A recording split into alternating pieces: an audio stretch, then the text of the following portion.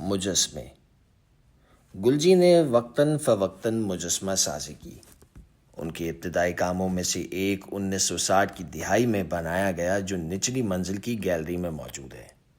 یہ کام لوہے کی مشل سے کاٹی گئی پلیٹوں سے بنایا گیا ہے جو تیز زاویوں پر ویلڈ کیے گئے ہیں۔ بچپن میں مجھے یہ ایک مشینی پرندہ معلوم ہوتا تھا۔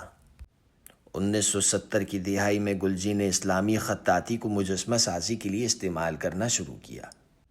انہوں نے سورہ رحمان کی ایک آیت پر مبنی مجسموں کی ایک سیریز بنائی جو کہتی ہے تو تم اپنے رب کی کون کون سی نعمتوں کو جھٹلاؤ گے۔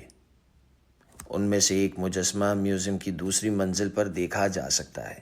یہ تانبے سے بنایا گیا ہے اور اس پر چاندی کا پتہ چڑھایا گیا ہے۔ نئی طرز کی کوفی میں بنے ہوئے الفاظ مجسمے کی گول شکل کو تشکیل دیتے ہیں۔ آیت کے متن مختلف خطاطی میں مجسمے کی سطح پر ظاہر ہوتے ہیں۔ نچلی منزل کے داخلی دروازے میں گلجی کا واحد ریلیف کام موجود ہے۔ یہ تانبے سے بنایا گیا ہے جس پر سورہ اخلاص کی آیت نسخ خط میں تحریر ہے۔ یہی آیت گلجی کی بعض بڑی کینوس پینٹنگز پر بھی نظر آتی ہیں جن میں یہ سیاہ نقطے پر سفید تحریر کی صورت میں موجود ہے۔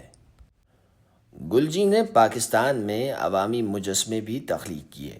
انہوں نے اسٹار گیٹ کو جناح انٹرنیشنل ایئرپورٹ کے ابتدائی ٹرمینل کا داخلی راستہ تصور کیا۔ 1971 کی جنگ کے بعد گلجی نے کراچی میں مین کلفٹن روڈ پر ایک چوراہے پر ایک یادگار نصب کی۔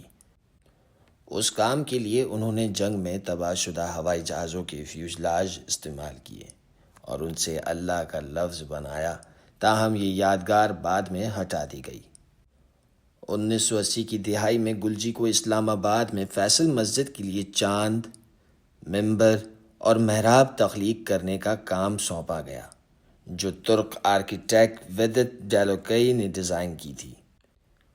گلجی کے مطابق مسجد کا چاند جو سنہرے تانبے سے بنا ہوا ہے دنیا کی سب سے بڑی ہاتھ سے بنائی گئی اشیاء میں سے ایک ہے۔ گلجی نے نیلے لاجوڈ کے ساتھ جڑے ہوئے تانبے سے ایک گول خطاطی کا مجسمہ بھی تخلیق کیا۔ یہ مجسمہ سفید سنگ مرمر کی سیڑھیوں کے اوپر بلند دیوار پر نصب ہے اور ایک نیلے چاند کی طرح نظر آتا ہے۔ انہوں نے محراب کو ایک آزاد کھلی کتاب کے طور پر تصور کیا۔ دو سفید سنگ مرمر کی دیواریں جن پر سنہری متن لکھا گیا ہے ایک مرکزی ستون سے نکلتی ہیں جس پر اللہ کا نام 2 مرتبہ نیلے لاجوڈ میں کندہ ہے۔ 1986 میں قومی مسجد کے افتتاح کے بعد گلجی نے مجسمہ سازی کے شعبے سے کنارہ کشی اختیار کر لی۔ میوزیم میں مختلف مقامات پر گلجی کے جمع کردہ مجسمے اور اشیاء موجود ہیں جو پیڈ اسٹالز پر رکھے گئے ہیں۔